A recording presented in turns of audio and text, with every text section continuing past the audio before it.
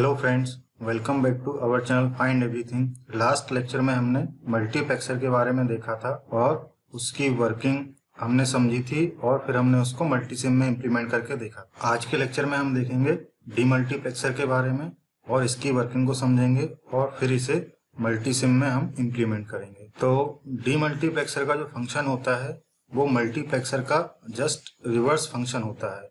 जैसे हमने देखा था मल्टीप्लेक्सर में क्या होता था, यहाँ पर आपके 2n इनपुट्स होते थे और एक आउटपुट होता था। तो जस्ट इसके रिवर्स डीमल्टीप्लेक्सर में क्या होगा, यहाँ पर एक इनपुट होगा और 2n क्या होंगे, यहाँ पर आउटपुट होंगे। तो जैसा कि हम यहाँ पर ब्लॉक डायग्राम में देख रहे हैं कि यहाँ पर मल्टीप्लेक्सर के 4 इनपुट हैं और एक आउटपुट है और यहाँ पर 2 सिलेक्शन लाइन है। सिमिलरली यहाँ पर अगर हम देखें डीमल्टीप्लेक्सर पर, तो यहाँ पर एक इनपुट है और उसके करस्पॉन्डिंग हमको 4 आउटपुट है। जैसा कि मल्टीप्लेक्सर में होता था कि सिलेक्शन लाइन की वैल्यू के आधार पर यहाँ पर कोई सा भी इनपुट सेलेक्ट होता था। सिमिलरली यहाँ पर भी क्या होगा कि जो हमारी सिलेक्शन लाइन है उसकी वैल्यू के आधार पर जो यहाँ पर इनपुट रहेगा या इनपुट पर जो भी इंफॉर्मेशन रहेगी वो यहाँ पर आउटपुट पर ट्रांसमिट हो जाएगी। तो इस तरीके से जो डीमल्टीप्लेक्सर है मल्टीप्लेक्सर के जस्ट अपोजिट काम करता है। तो अब इसकी वर्किंग को हम डिटेल में समझ लेते हैं कि एक्चुअल में ये वर्क कैसे करता है। तो मल्टीप्लेक्सर के पहले हमने देखा था डिकोडर। तो ये जो डिकोडर है इसी को हम डीमल्टीप्लेक्सर में कन्वर्ट कर सकते हैं। तो अगर आपने डिकोडर वाला वीडियो नहीं देखा है तो आप मेरे प्रीवियस वीडियो में जाकर उस टॉपिक को कवर कर सकते हैं या मैंने डिस्क्रिप्शन बॉक्स में इसकी लिंक दे रखी है, तो वहां से भी आप इसको देख सकते हैं। तो जैसा कि हमने ये देखा था डिकोडर कि डिकोडर में क्या होता था, यहाँ पर n इनपुट होते थे और इसके करस्पॉन्डिंग या तो मैक्सिमम 2n आउटपुट हो सकते थे या इससे कम। और अगर हम इसमें यहाँ पर एक एक्स्ट्रा इनपुट लगा दें जिसको हम क्या बोलते हैं, इनेबल इनपुट। तो अगर हम डिकोडर को इनेबल इनपुट के साथ यूज करते हैं तो वो डीमल्टीप्लेक्सर की तरह काम कर सकता है। तो हम ऐसा भी कह सकते हैं कि a decoder with an enable input can function as a demultiplexer. तो जैसे अगर मुझे इस डिकोडर को डीमल्टीप्लेक्सर में कन्वर्ट करना है तो अब क्या होगा, जो यहाँ पर जो इनेबल इनपुट था यहाँ पर एक इनपुट की तरह काम करेगा डीमल्टीप्लेक्सर में, और यहाँ पर जो डिकोडर के इनपुट थे ए और बी यहाँ पर डीमल्टीप्लेक्सर में एज ए सिलेक्शन लाइन काम करेंगे और ये जो आउटपुट है वो एज इट इज वैसे ही रहेंगे। तो डीमल्टीप्लेक्सर को अगर हम प्रॉपरली डिफाइन करें तो जैसा कि अभी हमने समझा था कि demultiplexer is a circuit that receives information on a single line and transmits this information on one of 2n possible output lines and the selection of a specific output line is controlled by the n selection line। तो ये होती है इसकी proper definition. तो हमने ये जो यहाँ पर डीमल्टीप्लेक्सर बनाया है, अगर हम इसकी ट्रुथ टेबल बनाए तो जो इसकी ट्रुथ टेबल है वो इस तरीके से बनेगी। ई हमारा इनपुट हो जाएगा, ए भी हमारी सिलेक्शन लाइन हो जाएंगी और सिलेक्शन लाइन के आधार पर जो भी इनपुट पर वैल्यू रहेगी वो हमारे आउटपुट लाइन पर ट्रांसमिट हो जाएगी। जैसे हमने यहाँ पर सिलेक्शन लाइन पर सबसे पहले 0 0 दिया, तो 0 0 को करस्पॉन्डिंग अगर मैं इसका डेसिमल लिखूं तो क्या होगा 0। और जैसे अभी जो हमारा इनपुट है उस पर इंफॉर्मेशन कौन सी है 0, तो इस 0 0 को करस्पॉन्डिंग कौन सी लाइन सेलेक्ट होगी D0। तो जो हमारे इनपुट पर इंफॉर्मेशन रहेगी, जैसे यहाँ पर अभी क्या है 0, तो ये 0 कहाँ पे ट्रांसमिट होगा, इस वाली लाइन D0 पर।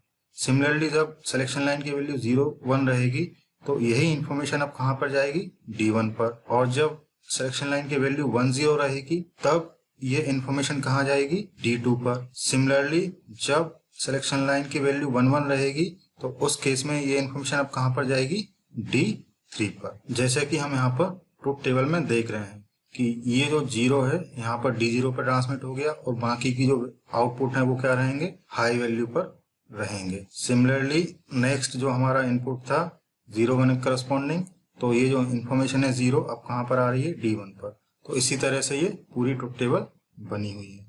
तो इस तरीके से आप डीमल्टीप्लेक्सर का जो फंक्शन है वो समझ सकते हैं। जैसा कि मल्टीप्लेक्सर में होता था कि सिलेक्शन लाइन के आधार पर जो भी इनपुट पर इंफॉर्मेशन रहती थी वह इंफॉर्मेशन आउटपुट पर ट्रांसमिट होती थी सिलेक्शन लाइन की वैल्यू के आधार पर। सिमिलरली यहाँ डीमल्टीप्लेक्सर में भी वही होगा, जो भी सिलेक्शन लाइन की वैल्यू रहेगी उसी के आधार पर जो हमारे इनपुट पर इंफॉर्मेशन रहेगी वो आउटपुट पर ट्रांसमिट होगी। तो आइए हम डीमल्टीप्लेक्सर की आईसी के बारे में देखते हैं और एक आईसी के थ्रू हम इसका फंक्शन समझते हैं। तो यहाँ पर हमने एग्जाम्पल के तौर पर लिया है 74LS156। इसके अलावा और भी डीमल्टीप्लेक्सर की आईसीज मार्केट में अवेलेबल रहती हैं, और वैसे भी जो भी हमारी डिकोडर की आईसीज होती हैं उसको हम एज ए डीमल्टीप्लेक्सर आईसी की तरह यूज कर सकते हैं।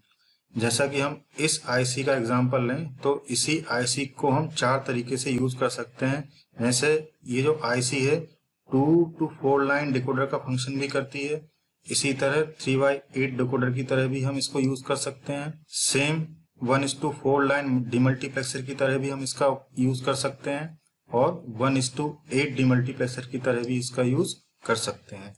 तो ये जो आईसी है ये हमारी 16 पिन आईसी होती है। ये हमारा वीसीसी हो गया, ये ग्राउंड सिग्नल हो गया, और ये दो हो गई हमारी सिलेक्शन लाइन। ये हमारे 2 इनपुट हैं, पहला इनपुट हमारा 1C और दूसरा इनपुट हो गया 2C।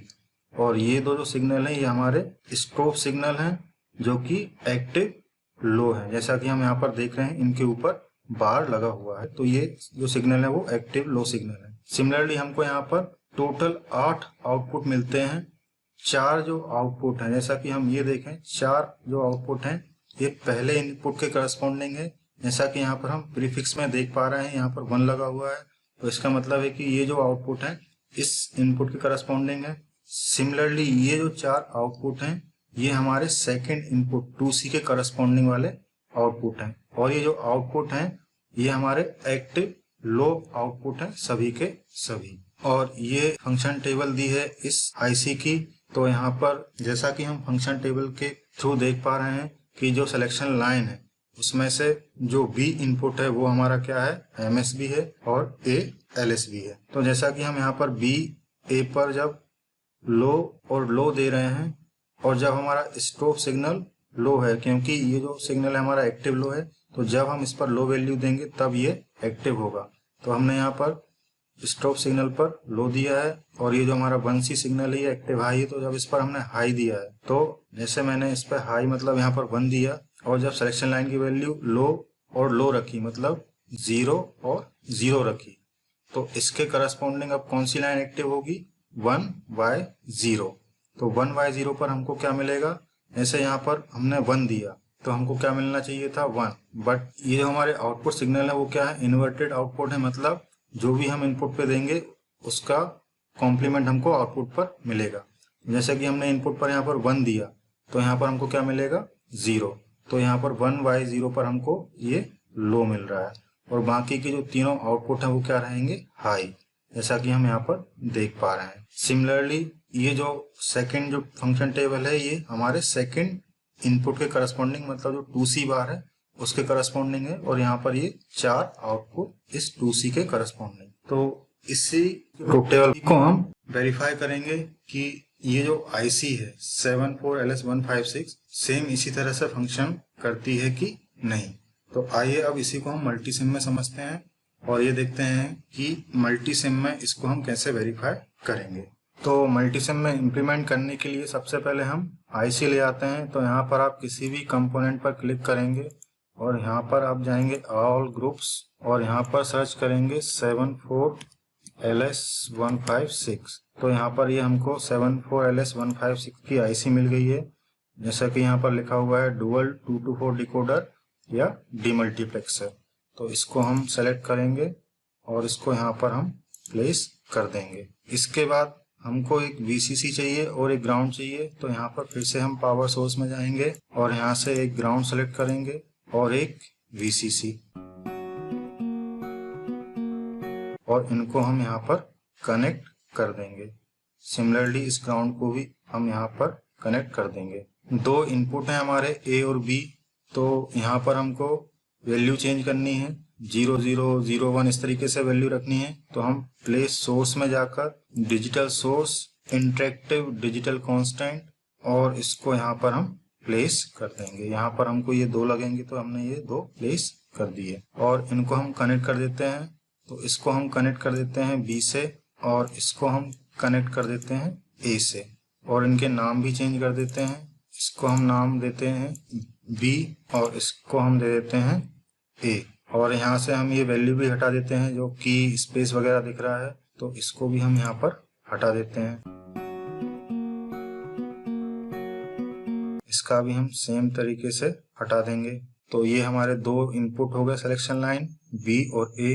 अब ये जो 2C और 2G है तो 2G को हम ग्राउंड से कनेक्ट कर देते हैं और 2C हमारा दूसरा इनपुट है और 1C पहला इनपुट है। तो इसको भी हम किससे कनेक्ट करेंगे? डिजिटल इंटरेक्टिव कांस्टेंट से। तो फिर से हम यहाँ प्लेस सोर्स में जाकर इंटरेक्टिव डिजिटल कांस्टेंट लेते हैं और इनको कनेक्ट कर देते हैं हम 1C से और इसको कनेक्ट कर देते हैं हम 2C से। और ये जो हमारा 1G है इसको भी हम लो वैल्यू से कनेक्ट करना है तभी एक्टिव होगा, तो इसको हम ग्राउंड से कनेक्ट कर देते हैं और इसका हम कलर चेंज कर देते हैं ताकि डिफ्रेंशिएट करने में आसानी हो। अब हमको आउटपुट देखना है, तो आउटपुट देखने के लिए हम जाते हैं प्लेस इंडिकेटर में। यहाँ पर हम प्रोब और यहाँ से कोई सा भी कलर का हम प्रोब ले लेते हैं, जैसा कि हम यहाँ पर ब्लू कलर का प्रोब ले लेते हैं और इसको यहाँ पर प्लेस कर देते हैं और इसको भी हम थोड़ा मॉडिफाई कर लेते हैं। केवल हमको यहाँ पर लेबल देखना है, बाकी चीजें नहीं देखनी है, तो हम वैल्यू यहाँ पर अनचेक करके इनको हटा देते हैं और इसी को हम कॉपी कर लेते हैं और इनको हम कनेक्ट कर देते हैं। इसको हम कनेक्ट कर देंगे Y0 से और इसको हम कनेक्ट कर देंगे Y1 से। सिमिलरली X3 को कनेक्ट कर देंगे Y2 से और X4 को कनेक्ट कर देंगे Y3 से और इनके हम नाम भी चेंज कर देते हैं। इसको हम नाम दे देते हैं Y0 और इसी तरह सारे नाम हम चेंज कर देते हैं।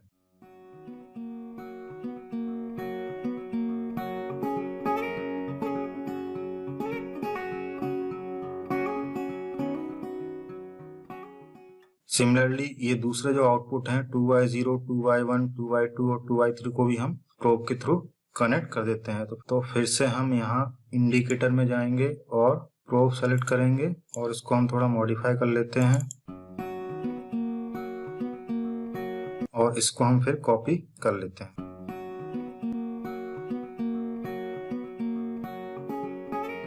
और फिर इनको हम आपस में कनेक्ट कर देते हैं। इसको हम कनेक्ट कर देंगे 2Y0 से, इसको 2Y1 से, इसको 2Y2 से और इसको 2Y3 से और इनके हम नाम भी चेंज कर देते हैं। जिसको जिससे कनेक्ट कर दिया है उसी का हम यहाँ पर नाम रख देते हैं।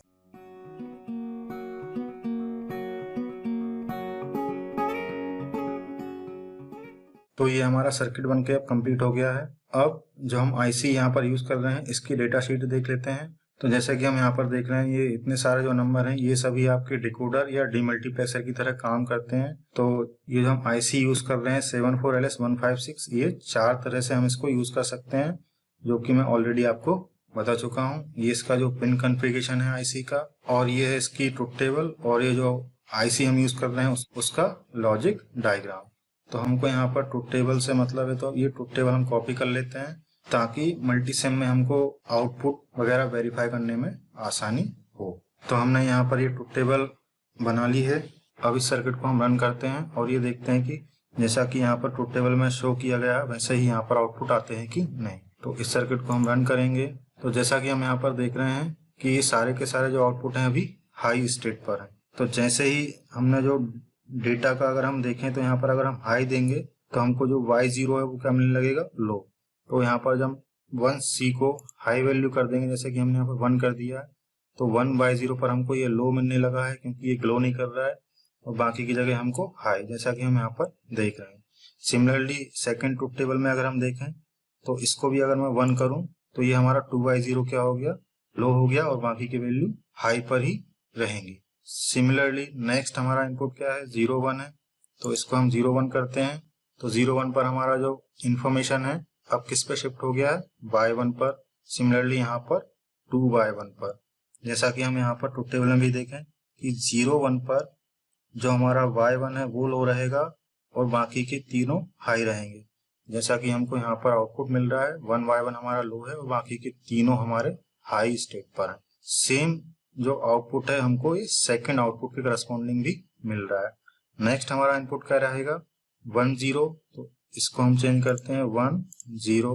तो 1 0 के करस्पॉन्डिंग हमको 1 y2 और 2 y2 पर लो मिल रहा है और बाकी की जगह हमको हाई वैल्यू मिल रही है। लास्ट हमारा सिलेक्शन लाइन की वैल्यू क्या है 1 1, तो इसको 1 1 करेंगे तो अब हमको 1 y3 और 2 y3 पर लो मिलेगा और बाकी के तीनों जगह हमको हाई मिलेगा। तो जैसा हमने थ्योरेटिकली देखा था वैसा ही आउटपुट हमको यहाँ प्रैक्टिकल एक्सप्लेनेशन में भी मिल रहा है। तो इस तरह से हम मल्टी सिम में डीमल्टीप्लेक्सर का एक्सपेरिमेंट परफॉर्म कर सकते हैं। तो आज के लिए बस इतना ही। नेक्स्ट लेक्चर में हम फ्लिप फ्लॉप या काउंटर के बारे में देखेंगे और उसके बारे में स्टडी करते हुए उसको हम मल्टी सिम में इम्प्लीमेंट करेंगे। तो फ्रेंड्स आज के लिए बस इतना ही। अगर आपको वीडियो अच्छा लगा हो तो लाइक करें, शेयर करें, कमेंट्स करें और चैनल को सब्सक्राइब जरूर करें और बेल आइकन पर क्लिक करना ना भूलें ताकि लेटेस्ट वीडियो की अपडेट सबसे पहले आपको मिले। Thank you friends.